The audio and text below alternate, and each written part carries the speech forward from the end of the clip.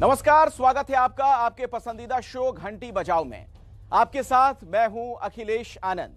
आज घंटी बजाओ में हम जो रिपोर्ट आपको दिखाने जा रहे हैं, हमारे संवाददाताओं ने बहुत जांबाजी के साथ अपनी जान की परवाह किए बगैर इस खबर को कवर किया ताकि प्राकृतिक संपदा को लूटने वाले और सरकारी खजाने को चूना लगाने वाले दोनों बेनकाब हों, उनकी घंटी बजाई जा सके।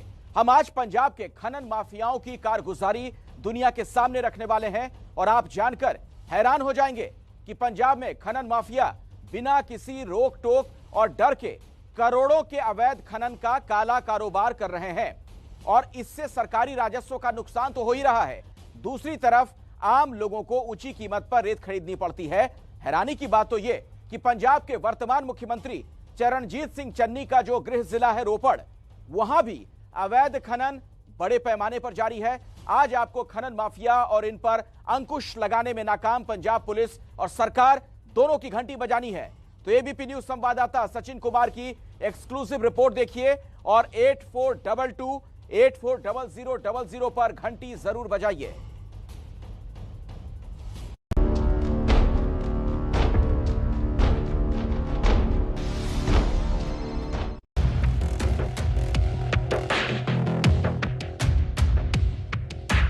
टीन का शहर जो है, यहाँ जो अवैध वसूली करने वाले लोग हैं ये यहाँ बैठते हैं। इल्जाम है इनके ऊपर कि गुंडा टैक्स लेते हैं। रॉयल्टी वाले हैं सब लोग, ये पैसा लेते हैं, 350 रुपये पर सैकड़ा लेते हैं। आप देख सकते हैं एक पर्ची स्लिप जैसी हाथ में लेके जा रहा है, ये एक ट्रक वाले को स्लिप दी है। तो इस तरीके से ये इलीगल चेक पोस्ट जो हैं, नाके जो हैं, यहाँ पूरे रोपड़ जिले में जो माइनिंग साइट्स हैं वहाँ पे हैं। वर्दी का दिया है, पैंट पाई है, कोई वर्दी नहीं। तो आपको वर्दी में क्यों बिठाया हुआ? सर तुमने वर्दी दी, कहने लगा वर्दी पहन के बैठो। तो बैठे हैं, प्रशासन साथ है इनके जी। हाँ जी, पर ये अवैध धंधा है। बिल्कुल जी अवैध धंधा है जी। आप देख सकते हैं यहाँ एक क्रशर है और इस क्रशर के ऊपर ही ये वर्दी में जो है, खाकी वर्दी में जो है प्राइवेट पर्सन जो है यहाँ बैठा हुआ है।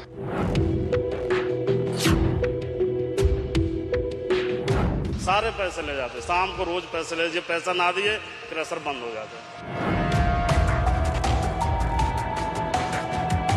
सब ऊपर से नीचे ही मिली भुगत चल रही है जी।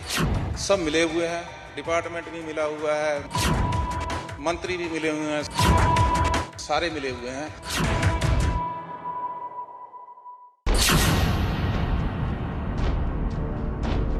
तो यह है पंजाब का वो सच जो पता सभी को है लेकिन बोलता कोई नहीं, क्योंकि जो बोलेगा रेत माफिया उसे छोड़ेगा नहीं। तो ये जो पर्ची है, इस पर्ची के बेस पे जो है अवैध वसूली जो है वो होती है। अब सवाल है कि रेत माफिया को इतनी ताकत मिलती कहां से है? ऐसा कैसे हो जाता है कि सरकारें बदल जाती हैं लेकिन रेत माफिया का काला धंधा बदस्तूर जारी रहता है? एबीपी न्यूज के कैमरे में कैद ये तस्वीरें पंजाब सरकार के झूठ को बेनकाब कर देंगी। रेत पर राजनीति करने वाले सभी नेताओं को आईना दिखाएंगी। खनन माफिया किस तरह पंजाब की जड़ें खोद रहा है, उस सच को सबके सामने रख देंगी। पेमेंट को तो 100 रुपया देना ही पैंदा जी। ठीक एक हफ्ते पहले चन्नी सरकार ने रेत के दाम घटाकर वाहवाही लूटने की कोशिश की थी। इस करके आज ऐसी फैसला किया है कि हर दरिया या खड्ड ते रेते का रेट 5 रुपये 50 पैसे होएगा।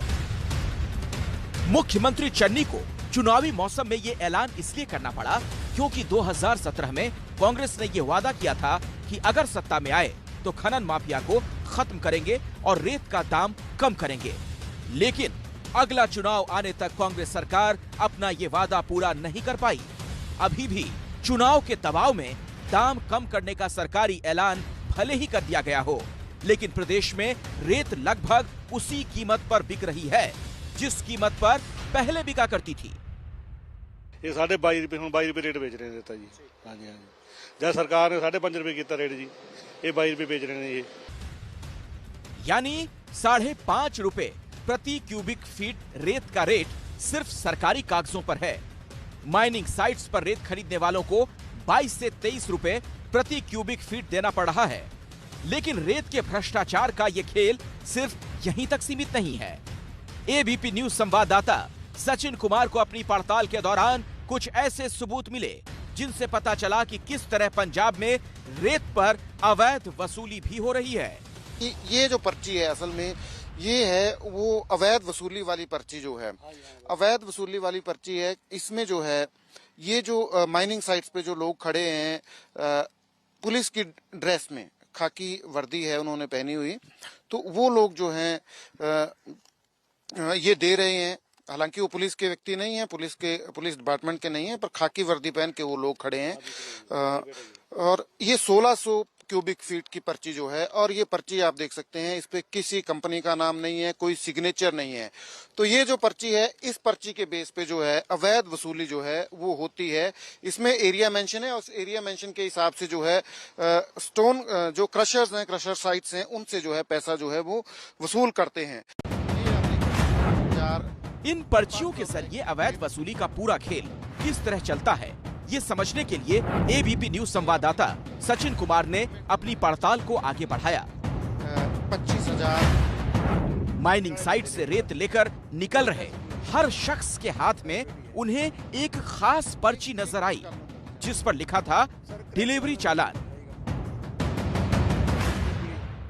वो अवैध वसूली वाली पर्ची। इस डिलीवरी चालान से क्या होता है और कैसे इसके जरिए नीचे से ऊपर तक पैसा पहुंचाया जाता है, ये जानने के लिए हमारी टीम रोपड़ जिले के कलमा चौक पर स्वा नदी के किनारे बनी माइनिंग साइट पर पहुंची।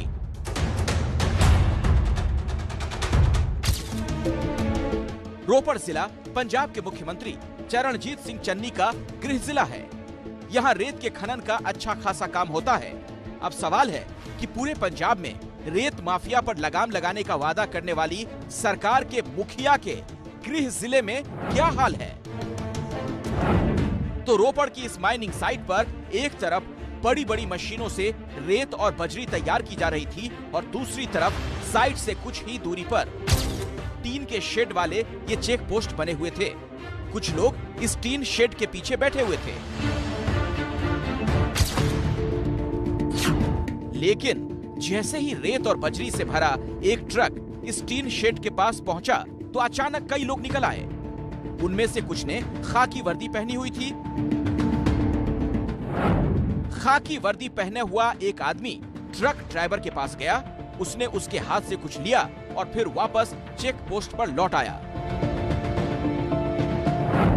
तब तक दूसरा ट्रक वहां आ गया जिसे रोक लिया गया, और इस बीच हाथ में पर्ची लिए एक आदमी वहां से निकला और उसने पहले ट्रक को जाने का इशारा कर दिया। इसी तरह यहां से गुजरने वाले हर ट्रक को यहां रोका जाता है। इस दौरान यहां जो लेन देन होता है उसे करीब से देखने के लिए हमारे संवाददाता सचिन चेक पोस्ट के और पास पहुंचे। आप देख सकते हैं यहाँ ये खेड़ा की तरफ ये रोड जा रहा है। माइनिंग साइट्स हैं सारी ये रोपड़ जिला में, और यहाँ पे आप देख सकते हैं ट्रक है एक रेते से भरा हुआ ये जा रहा है, और इसके पास ये जो खाकी वर्दी में जो लोग हैं ये आप देख सकते हैं एक पर्ची स्लिप जैसी हाथ में लेके जा रहा है। ये एक ट्रक वाले को स्लिप दी है। तो इस तरीके से ये इलीगल चेक पोस्ट जो हैं, नाके जो हैं यहाँ पूरे रोपड़ जिले में जो माइनिंग साइट्स हैं वहाँ पे हैं। और गुंडा टैक्स जो है यहाँ, गुंडा टैक्स की कलेक्शन के लिए ये पर्चियाँ जो हैं यहाँ दी जाती हैं। आप देख रहे हैं ट्रक का ड्राइवर जो है उतर गया है। अब जो यहाँ पे टीन का शेड जो है यहाँ बनाया गया है उसकी तरफ ये जा रहा है। और ऐसे लोग सिर्फ एक जगह पर नहीं बल्कि हर माइनिंग साइट के बाहर नजर आते हैं। ये रोपड़ के ककराला गांव की एक माइनिंग साइट के बाहर बनी चेक पोस्ट है। हम जब इनके पास ये जानने पहुँचे कि वो कौन है और किसके लिए काम कर रहे हैं तो वो दूर भागने लगे। ये पर आप देख सकते हैं कि सारे लोग यहाँ से जा रहे हैं, धीरे धीरे यहाँ से चितर रहे हैं। जब हमारा कैमरा ये लोग देख रहे हैं तो यहाँ से भागने की कोशिश जो है, तितर बितर होने की कोशिश जो है यहाँ से कर रहे हैं। सत श्री अकाल भाई जी।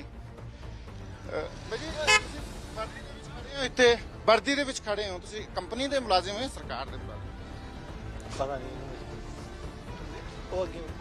जी आप देख सकते हैं ये बात नहीं कर रहे हैं ये लोग इसी तरह ज्यादातर लोग भागते रहे। ਸਾਰੇ ਦੇ ਸਾਰੇ ਵਰਦੀ ਦੇ ਵਿੱਚ ਇਸ ਕਰਕੇ ਪੁੱਛ ਰਹੇ ਸੀ ਕਿ ਅਸੀਂ वर्दी का दिया पेंट पाई है कोई वर्दी नहीं। आगे सवाल पूछने पर उसने कहा कि उसका यहाँ के किसी काम से कोई लेना देना नहीं और ना ही वो किसी पर्ची के बारे में जानता है। ਜਿਹੜੀ ਪਰਚੀ ਦਿੰਦੇ ਨੇ ਟਰੱਕਾਂ ਨੂੰ ਉਹ ਕੀ ਹੁੰਦੀ ਹੈ ਭਾਜੀ ਉਹ मेरे उन्होंने पूछो जेडे काम करते हैं सानू ना पूछो इन चीजों बारे ना सानू नॉलेज है। और इसके बाद वो उसी चेक पोस्ट के पास जाकर खड़ा हो गया। इसी तरह जब हम रोपड़ के सत सानंगल गांव की इस चेक पोस्ट पर पहुंचे तो यहाँ भी खाकी वर्दी वाले घूमते नजर आए। जब हमने उनमें से एक से पूछा वो यहाँ क्या कर रहा है, उसके पास कोई जवाब नहीं था। सर हम तो कुछ नहीं देते सर। अच्छा हम तो ऐसे ही बैठे सर, हम कुछ नहीं कर रहे काम। नहीं तो फिर बैठे क्यों ने थे सर चौधरी साहब ने बोल रखा है। कौन चौधरी ने मैं चौधरी को वैसे हम नहीं जानते सर। नहीं तो क्या करने के लिए बोला है यहाँ कुछ नहीं बोल रहा सर। करते क्या है आप यहाँ मतलब काम क्या करते हैं सर करे सर तो जो गाड़ी आते हैं उनकी गिनती करनी है बस। हमने इससे पूछा कि फिर उसने खाकी वर्दी क्यों पहनी है तो उसने कहा कि कंपनी ने उसे ये वर्दी दी है, पर कंपनी कौन चलाता है और वो किस चौधरी के लिए काम कर रहा है इस बारे में उसे कुछ पता नहीं। लेकिन अवैध वसूली के इस चौधरी के पूरे खेल का खुलासा किया करीब 15 साल से रेत कारोबार से जुड़े राजेश मिश्रा ने। हम देख रहे हैं कि यहाँ खाकी वर्दी में लोग बैठे हुए हैं जगह जगह, ये लोग कौन है ये रॉयल्टी वाले हैं जी, रॉयल्टी वाले हैं सब लोग। ये पैसा लेते हैं 350 रुपए पर सैकड़ा लेते हैं। पंजाब सरकार ये तो बैठे हैं, प्रशासन साथ है इनके जी। हाँ जी पर ये अवैध धंधा है। बिल्कुल जी अवैध धंधा है जी। क्रशर वालों को कैसे लेते हैं, क्रशर वालों को धमकाते हैं ये लोग, बहुत कुछ करते हैं जी। सवाल है क्या रेत माफिया सिर्फ अपने दम पर इस तरह की गुंडागर्दी कर सकता है और क्या सरकार और प्रशासन को इस बारे में कुछ नहीं पता? सब ऊपर से नीचे ही मिली भुगत चल रही है जी। सब मिले हुए हैं, डिपार्टमेंट भी मिला हुआ है, मंत्री भी मिले हुए हैं, सारे मिले हुए हैं। इस करके इस पे कोई गौर नहीं की जाती। और जबकि यहाँ तक बता दें अगर कोई भी क्रशर इंडस्ट्री वाला सर उठाता है, उनके खिलाफ बोलता है तो उसके या तो FIR लॉन्च हो जाती है या उसको क्रशर को सील कर दिया जाता है। और मतलब ये जो सरकारी अफसर हैं वो भी बोलते हैं कि अगर आप गुंडा टैक्स दोगे तो तुम्हारे क्रशर चलेंगे, अगर आप नहीं दोगे तो ये क्रशर नहीं चलेंगे। बचित्तर सिंह एक लंबे समय से रेत के नाम पर हो रही इस अवैध वसूली के खिलाफ लड़ाई लड़ रहे हैं। उन्होंने हमें उन पर्चियों का खेल भी समझाया जिनके जरिए पूरे पंजाब में ये गुंडा टैक्स वसूला जाता है। इनके मेन क्रिंदे हैं जो कलेक्शन करते हैं जी, वो सुबह हमारी पर्ची लेके हमारे इंडस्ट्री पे आ जाते हैं, क्रशर पे। जितना CFT हमने माल भरा है हमसे 4.5 रुपए के हिसाब से वो उतने CFT के पैसे ले लेते हैं। यानी जिन ठेकेदारों को सरकार रेत खनन की इजाजत देती है वो उस जमीन पर चलने वाली क्रशर इंडस्ट्री से अवैध वसूली करते हैं। रेत बेचते समय क्रशर इंडस्ट्री की तरफ से खरीदार को 3 पर्चियां दी जाती हैं। उसी में से एक पर्ची ये खाकी वर्दी वाले गुंडे अपने पास रख लेते हैं जिससे उन्हें पता रहे कि उस माइनिंग साइट से कितनी रेत निकली और फिर उसी रेत पर 4.5 रुपए प्रति क्यूबिक फीट के हिसाब से गुंडा टैक्स लिया जाता है।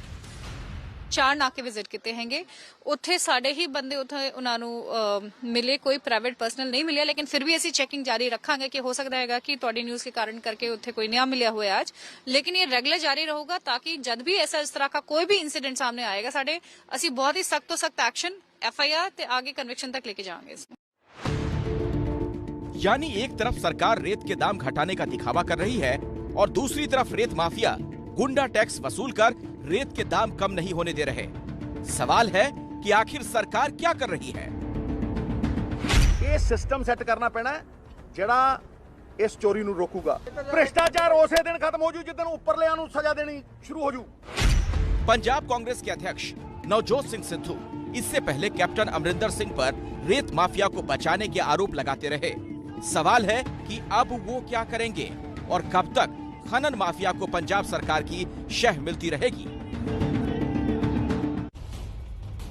और सबसे बड़ा और बुनियादी सवाल यह है कि आखिर ये कैसे मुमकिन है कि सरकार और प्रशासन की नाक के नीचे इस तरीके से ये गोरख धंधा चले, बदस्तूर जारी रहे।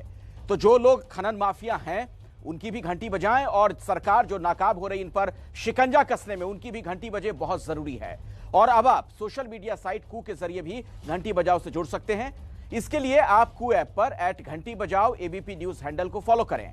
और अगर आप किसी मुद्दे पर घंटी बजाना चाहते हैं या अपने शहर और आसपास का कोई भी मुद्दा उठाना चाहते हैं तो #घंटी बजाओ के साथ हमें अपना मुद्दा बताएं और @घंटी बजाओ एबीपी न्यूज को टैग करते हुए पोस्ट करें। प्रदूषण की मार से दिल्ली ही नहीं पूरा एनसीआर परेशान है। सुप्रीम कोर्ट की टिप्पणी में दिल्ली के साथ साथ एनसीआर के प्रदूषण पर भी चिंता जताई गई है। एनसीआर में नोएडा वो शहर है जहां का AQI दिल्ली से कमतर नहीं, लिहाजा अब नोएडा में भी लोगों को दूषित हवा से राहत दिलाने के लिए इंतजाम किए जा रहे हैं। Bharat heavy electrical limited company के साथ मिलकर नोएडा अथॉरिटी ने ये एयर पोल्यूशन कंट्रोल टावर तैयार किया है, जिसका कल उद्घाटन होगा। इससे आम जनता को ताजी हवा मिल सकेगी। करीब 30 मीटर ऊंचे इस टावर को दिल्ली नोएडा बॉर्डर पर सेक्टर 15 के करीब लगाया गया है। इस स्मॉग टावर में 10,000 फिल्टर और 40 बड़े पंखे लगाए गए हैं, जो दूषित हवा को शुद्ध करने का काम करेंगे। माना जा रहा है कि टावर के शुरू होने के बाद 900 वर्ग मीटर के दायरे में दूषित हवा शुद्ध हो सकेगी। लेकिन दूसरी तरफ नोएडा में लापरवाही बरती जाने की तस्वीरें भी सामने आ रही हैं, जहां दिल्ली की सरहद में केजरीवाल सरकार ने कंस्ट्रक्शन के काम पर कुछ दिनों की रोक लगा दी है। वहीं नोएडा में कंस्ट्रक्शन का काम जारी है और सड़कों पर उड़ती ये धूल चिंता पैदा करने वाली है। नोएडा सेक्टर 150 के नजदीक कंस्ट्रक्शन चल ही रहा है, जिसके कारण मिट्टी के बड़े बड़े ढेर जमा हैं, जो सड़क से गाड़ियों के गुजरने से उड़कर हवा में मिलती हैं और प्रदूषण को बढ़ाती हैं। कंस्ट्रक्शन का काम रात में भी चल रहा है। नोएडा के सेक्टर 148 के नजदीक भी अंडरपास के कंस्ट्रक्शन का काम रुका नहीं है। हालांकि प्रदूषण की रोकथाम के लिए पानी का छिड़काव किया जाता है, लेकिन ये उपाय अधूरे और नाकाफी हैं। दिल्ली के मुकाबले बेहतर है, लेकिन फिर भी ये कुछ बेहतर स्थिति नहीं है किसी भी जगह की, क्योंकि जो एक्चुअल AQI होना चाहिए वो 50 से नीचे होना चाहिए। उस मुकाबले ये काफी ज्यादा।